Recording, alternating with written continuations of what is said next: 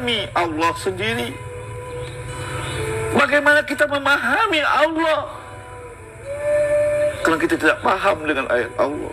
Seperti saya katakan Zakaria tadi, ketika dia membentuk hati berdoa kepada Allah, dia tidak pernah kecewa dengan Allah.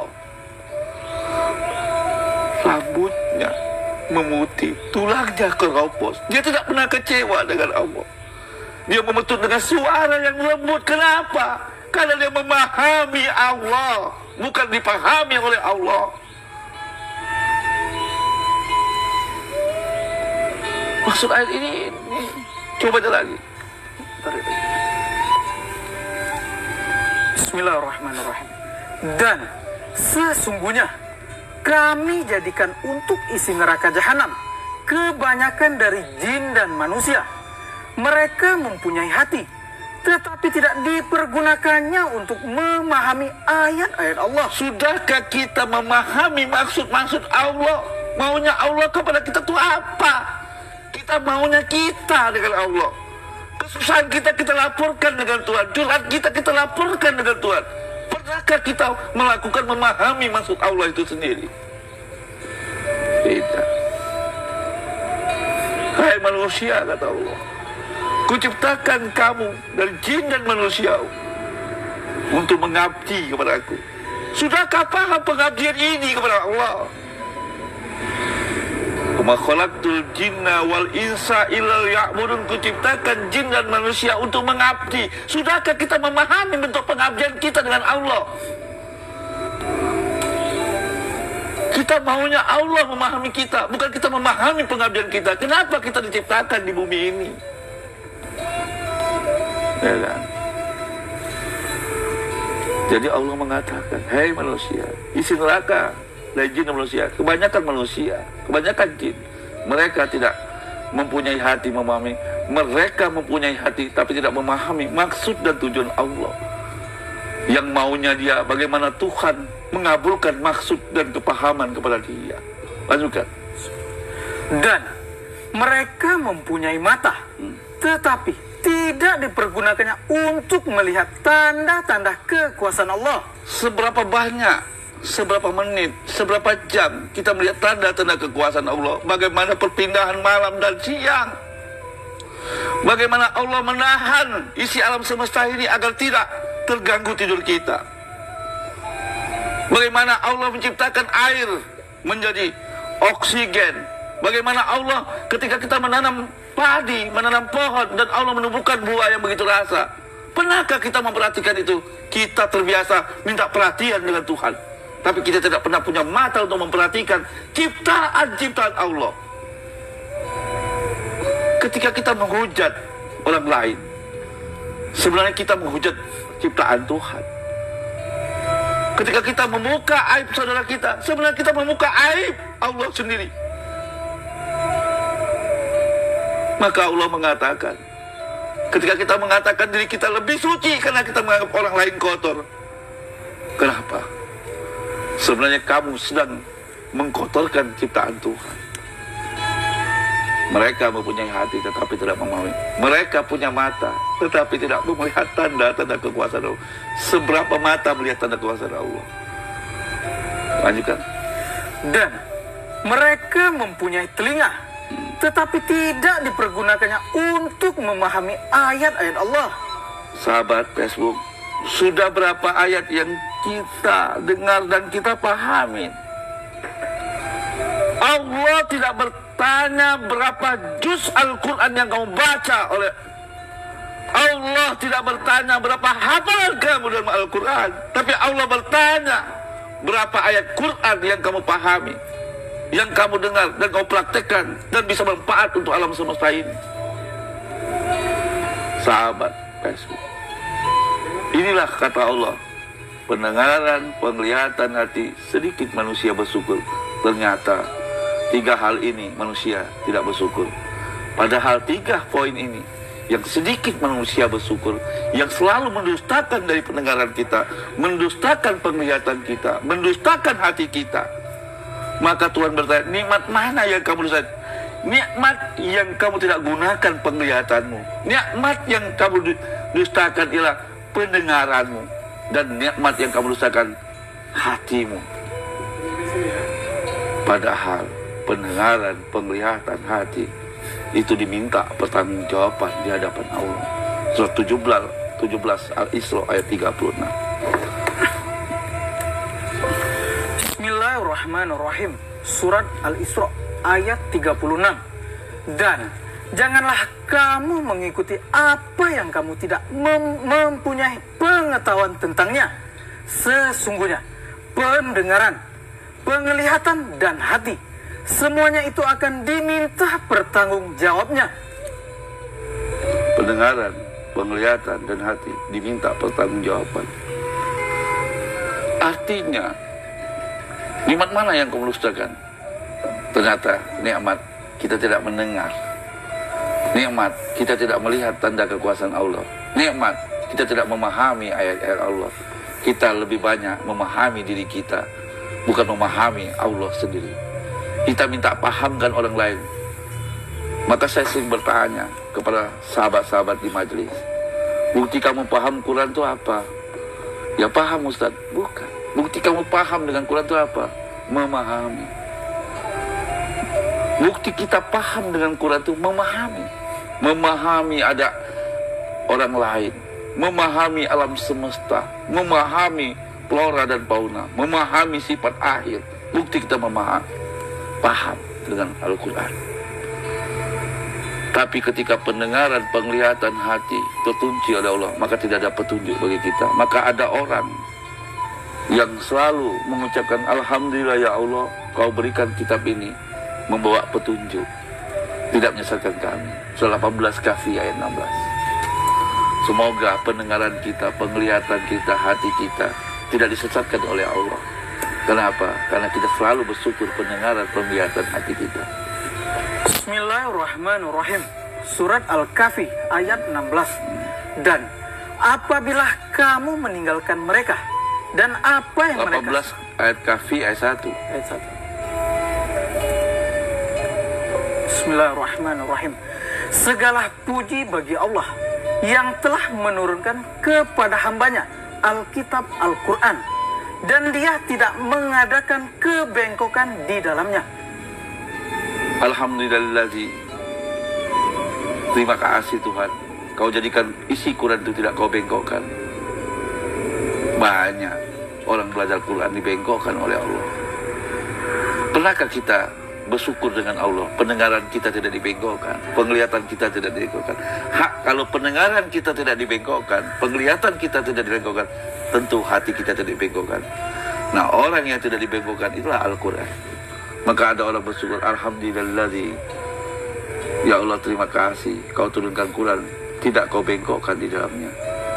Tidak ada petunjuk yang cukup besar. Ketika Allah buka mata kita, ketika Allah tutup pendengaran kita, penglihatan hati, maka otomatis petunjuk akan lari dan pasti kita bengkok. Walaupun kita seakan dekat dengan Al-Quran.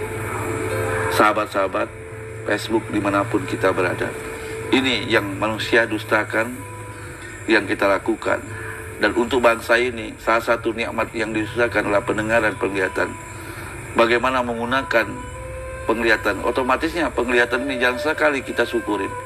Kenapa? Kata Allah, sedikit bersyukur tentang nikmat penglihatan, ya kan? Padahal orang-orang diingatkan untuk belajar untuk melihat tanda-tanda kekuasaan Allah. Tadi kan punya mata untuk melihat tanda-tanda kekuasaan Allah. Ternyata orang luar negeri itu lebih paham, ya kan? Melihat dengan matanya, dia melihat tanda-tanda kekuasaan Allah. Dan itu diperintahkan oleh Allah.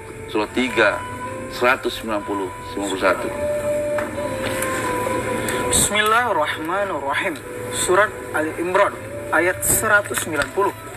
Sesungguhnya dalam penciptaan langit dan bumi dan silih bergantinya malam dan siang terdapat tanda-tanda bagi orang-orang yang berakal, yaitu orang-orang yang mengingat Allah sambil berdiri atau duduk atau dalam keadaan berbaring, dan mereka memikirkan tentang penciptaan langit dan bumi seraya berkata, ya Tuhan kami, tidaklah Engkau menciptakan ini dengan sia-sia, maha suci Engkau. Maka peliharalah kami dari siksa neraka. Orang yang menggunakan mata melihat pergantian malam, akhirnya menjadikan suatu ilmuwan berpikir dia tegak, duduk dan berbaring. Gimana malam, perputaran malam dan siang. Kau ciptakan isi alam semesta tidaklah sia-sia. Sia-siakah hidup kita ini? Sia-siakah waktu kita? Setiap detik, menit dan jam, bulan dan tahun. Mungkin kita termasuk orang-orang yang sia-sia hidupnya. Ini yang pertama. Jadi marilah kita bersyukur yang sedikit itu, yaitu pendengaran, penglihatan dan hati. Allah berulang, nikmat mana yang kamu rasakan? Nikmat bersyukur, pendengaran, penglihatan dan hati. Apalagi kata Tuhan, nanti kita teruskan apalagi ini. Sebelum kita teruskan, nikmat yang selalu didustakan oleh manusia. Ya, satu pendengaran, penglihatan dan hati. Tapi apalagi? Ada lagi nikmat yang selalu didustakan oleh manusia setiap detik dan menit, dan lupa tentang ini. Sebelum kita lanjutkan, satu yaitu mari kita gunakan pendengaran kita, penglihatan kita, hati kita. Jangan sampai tiga hal ini ya yang kita lupakan nikmatnya. Yang kedua, apa sih yang harus kita syukurin, yang kita nikmatin, yang kita sering dustakan kepada kita, bahkan kita nggak syukurin. Saya ingat ketika ada seorang pidato, baik RT atau ulama atau ustadz, pasti dia bersyukurnya beda dengan yang saya pahami. Ketika dia bersyukurnya salah, maka dia tidak paham. Pasti dia mendustakan nikmat. Kenapa? Di surah Ar-Rahman tadi kan nikmat mana yang kamu dustakan? Ketika dia bersyukur dengan nikmat yang salah, ya, nikmat yang tidak, yang pasti nikmat ini pasti didustakan yang sedikit.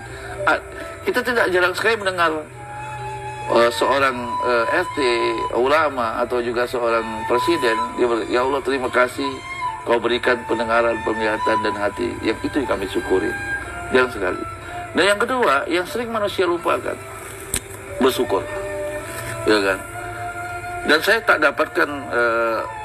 dapatkan dari seorang ustadz atau ulama atau seorang gubernur, presiden yang nggak pernah dia ucapkan ini untuk mengajarkan kita. Padahal ini sedikit sekali manusia bersyukur tentang ini. Pasti mendustakan nikmat ini. Apa sih yang kita dustakan? Pasti nikmat ini. Kita berbicara mendustakan nikmat tidak harus jauh, tapi yang dekat dengan kita, yang bikin dosa dengan kita, yang selalu kita dustakan. Mari kita buka surat 31 ayat 13. Ya kan? Bismillahirrahmanirrahim. Surat Luqman ayat 13. Dan ingatlah ketika Luqman berkata kepada anaknya di waktu ia memberi pelajaran ayat kepadanya. 12-nya. Ayat 12. Ayat 12-nya. Oh, ya. Bismillahirrahmanirrahim. Dan sesungguhnya telah kami berikan hikmat kepada Luqman, yaitu bersyukurlah kepada Allah, dan barang siapa yang bersyukur kepada Allah, maka sesungguhnya ia bersyukur untuk dirinya sendiri. Jadi hikmah pertama ke Luqman, seorang kepada Luqman. Maka kenapa suratnya ke Luqman? Surat Luqman. Kenapa nggak suratnya nama Luqman itu bukan nabi, bukan rasul, tapi Luqman ya Luqman. Surat tertulis di dalam Al-Quran surat Luqman. Hikmah Luqman itu apa? Maka ataina Luqman hikmah. Apa hikmahnya? Ulang lebih sedikit. Yang tadi ayat 12-nya. Coba. Yang 31-12-nya.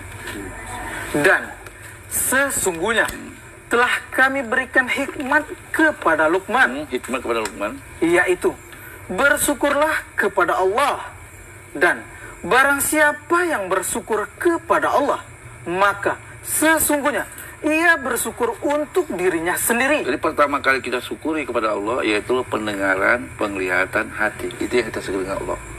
Maka Luqman mengatakan, bersyukurlah kepada aku bersyukur untuk dirimu sendiri. Apa yang kita syukuri dengan Allah itu? Mari kita gunakan pendengaran, penglihatan, hati. Apalagi lanjutkan. Dan barang siapa yang tidak bersyukur, maka sesungguhnya Allah Maha Kaya lagi Maha Terpuji. Dan ingatlah ketika Luqman berkata kepada anaknya di waktu ia memberi pelajaran kepadanya, "Hai anakku, janganlah kamu mempersekutukan Allah.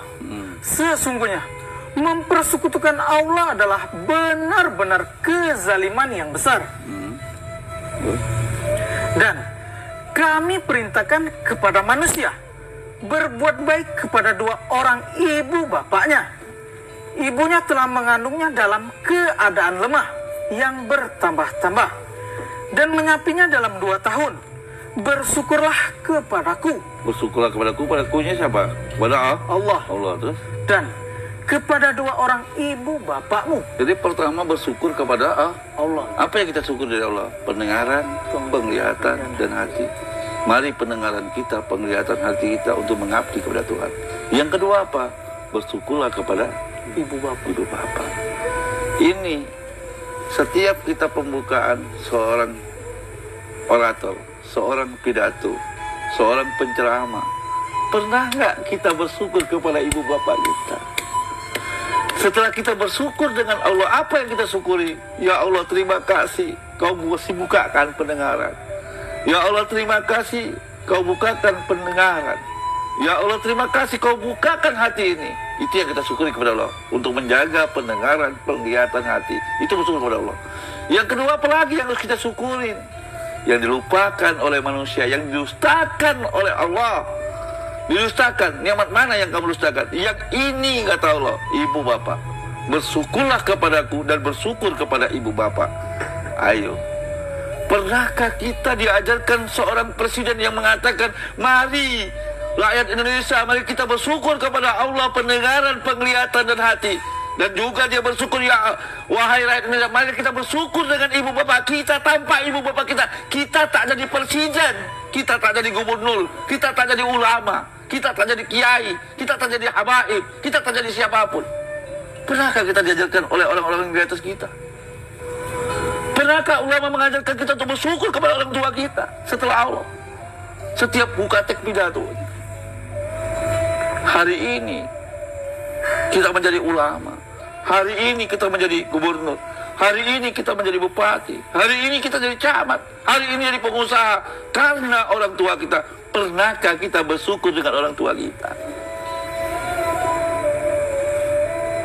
Di mimbar, di masjid, pembukaan pertama, andainya Nabi Muhammad bangun melihat anak cucunya, ternyata mereka selalu berselawat kepadaku, selalu memujiku, tapi mereka tidak lupa memuji orang tuanya, berselawat kepada orang tuanya. Kata Nabi Muhammad, karena aku ada ini, karena hari ini ada, sampai ke kalian Islam, karena orang tua. Kenapa? Karena Nabi Muhammad, ketika Nabi Muhammad lahir tanpa melihat bapaknya. Nabi Muhammad ketika dia lahir keluar dari perut ibunya tidak melihat bapaknya. Ketika Nabi Muhammad umur 8 tahun dia tidak melihat ibunya. Dan dia dibesarkan oleh kakeknya. Hari ini sahabat-sahabat Facebook yang masih punya orang tua, setelah kita syukuri Allah, mari kita selipkan, ajarkan saudara kita, ajarkan di setiap ceramah kita, ajarkan setiap pidato kita. Setelah bersyukur kepada Allah, mari kita bersyukur kepada ibu bapak kita. Ulanglah, bersyukur kepada ibu bapak. Bismillahirrahmanirrahim. Dan kami perintahkan kepada manusia berbuat baik kepada 2 orang ibu bapaknya. Mari sahabat kita renungin, berbuat baik kepada ibu bapak. Terus? Ibunya telah mengandungnya dalam keadaan lemah yang bertambah-tambah dan menyapinya dalam 2 tahun.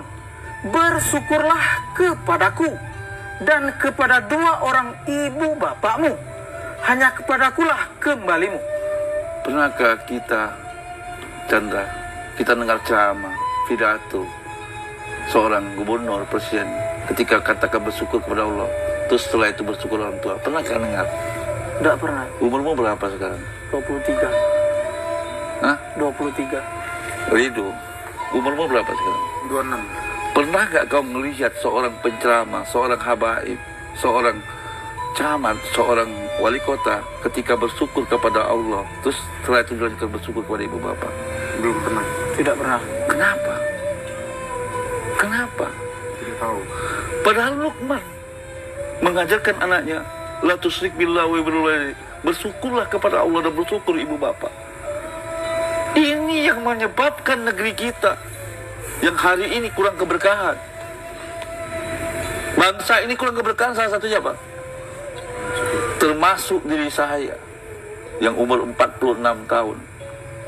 Dan termasuk diri saya ketika menyampaikan ceramah, ya, masa lalu saya dari tahun 97 sampai 2008. Pastilah saya mengatakan, marilah bapak-bapak kita bersyukur dengan iman Allah, nikmat kesehatan, keimanan, keislaman. Itu yang saya lakukan dulu. Tapi Allah mengajarkan, marilah kita bersyukur. Bersyukurlah kepadaku. Apa ya Allah yang saya syukuri? Ternyata kita bersyukur yang sedikit manusia syukur. Pendengaran, penglihatan, hati. Apalagi ibu bapak. Chandra. Kalau ibu bapak kita, bisa saja kita dari sejak kecil dibenyokkan orang tua kita, dibunuh oleh orang tua kita. Bisa nggak? Bisa. Bisa. Bisa. Presiden nggak bisa jadi presiden kalau udah dibunuh dari kecil. Berapa banyak ketika di zaman jahiliyah ketika itu anak perempuan dimasukkan dikubur hidup-hidup di zaman Rasulullah. Bahkan ketika di zaman Firaun, anak laki-laki yang lahir di suatu negeri dibunuh. Termasuk ketika itu Musa oleh Firaun. Yang seperti itu. Kita hari ini hidup, kita hari ini ngisap oksigen. Kenapa? Karena ibu bapak. Maka bersyukur yang kedua, setelah pendengaran, penglihatan kepada Allah, bersyukur kepada ibu bapak. Mari sahabat-sahabat Facebook, nikmat mana yang kita dustakan? Apakah kita memahami kedustaan kita ketika umur 40 tahun? Ada seorang hamba yang ditulis Al-Quran, dia baru sadar cara bersyukur kepada ibu bapak setelah umurnya 40 tahun. Mari kita jangan sampai umur kita 40 tahun, 50 tahun tidak mampu lagi untuk bersyukur kepada ibu bapak. Surat 64, ya kan? Surat 46 ayat 15. Bismillahirrahmanirrahim. Surat 46 ayat 15. Kami perintahkan kepada manusia supaya berbuat baik kepada dua orang ibu bapaknya. Ibunya mengandungnya dengan susah payah dan melahirkannya dengan susah payah pula. Mengandungnya sampai menyapi adalah 30 bulan. Sehingga apabila dia telah dewasa dan umurnya sampai 40 tahun. Jadi dia katakan dewasa 40 tahun, dia baru sadar bahwa yang disyukuri adalah kepada Allah pendengaran, penglihatan, hati. Banyak orang yang punya telinga tapi tidak mendengar, jauh dari petunjuk Allah. Banyak orang yang punya mata tidak pernah melihat tanda-tanda kekuasaan Allah. Banyak orang yang punya hati tapi tidak memahami ayat Allah. Dan yang kedua, mereka baru sadar ketika orang tuanya sudah dikubur. Dia yasin kuburannya, ya kan? Kenapa? Baru sadar 40 tahun. Ini ada orang berdoa, kan juga? Ia berdoa. Ia berdoa. Ya Tuhanku. Ya Tuhanku. Tunjukilah aku untuk mensyukuri nikmat Engkau. Pernahkah kita berkata dengan Allah, ya Allah tunjukkan cara aku bersyukur denganmu? Nah, kita tidak pernah ngajak kompromi dengan Allah. Kita bersyukur menurut hawa nafsu kita. Kita bersyukur menurut keilmuan kita. Kita bersyukur menurut iradah kita. Tapi kita tidak pernah, ya Allah tunjukkan bagaimana saya bersyukur. Malam hari ini ada 2 poin yang baru kubedah ini. Bersyukur kepada Allah, pendengaran, penglihatan. Mari kita gunakan untuk mengabdikan. Yang kedua, ibu bapak. Orang ini baru sadar 40 tahun ketika, ya Allah tunjukkan saya bersyukur. Jangan sampai kita seperti itu. Lanjut. Ya Tuhanku. Ya Tuhanku. Tunjukilah aku untuk mensyukuri nikmat Engkau. Terlambat kata Allah. Lalu tuwek loh. Yang telah Engkau berikan kepadaku. Dan kepada ibu bapakku. Kepada ibu bapakku. Dan supaya aku dapat beramal yang soleh, yang Engkau ridhoi. Ternyata kenapa amal soleh ini tidak sempurna? Dia bersedekah kemana-mana pun. Dia bersedekah ke fakir miskin. Dia bersedekah ke anak yatim. Dia lupa menginfakkan hartanya, bertanya kepada orang tuanya, apakah sudah makan? Dia lupa orang tuanya kepingin waktu kepada dia. Itu yang membuat amal-amalnya kurang soleh. Berilah kebaikan kepadaku dengan memberi kebaikan kepada anak cucuku. Sesungguhnya aku bertaubat kepada engkau, dan sesungguhnya aku termasuk orang-orang yang berserah diri. Jadi yang kita syukuri yang kedua adalah apa? Adakah orang-orang yang pintar-pintar hari ini di Indonesia, presiden, gubernur, menteri, bupati, camat, ulama, kiai mengajarkan itu? Tidak ada. Hah? Tidak. Saya mau nanya dengan sahabat-sahabatku ini. Umur ada yang 26. Adakah di bangsa ini mengajarkan kita untuk bersyukur kepada ibu bapa? Dari pidato-pidatonya pembukaan, seorang presiden, seorang gubernur, seorang bupati, seorang camat, seorang ulama, pernahkah mengajarkan ini kepada generasi? Belum ada. Tapi 14 abad yang lalu Luqman mengajarkan itu. Bersyukurlah kepadaku, kata Allah, dan bersyukurlah kepada ibu bapamu. Luqman mengajarnya li ibnihi, wahai anakku, bersyukurlah kepada Allah dan bersyukurlah kepada orang tua. Luqman 14 abad yang lalu. Bahkan Luqman sebelum Nabi Muhammad sudah mengajarkan itu, ya kan?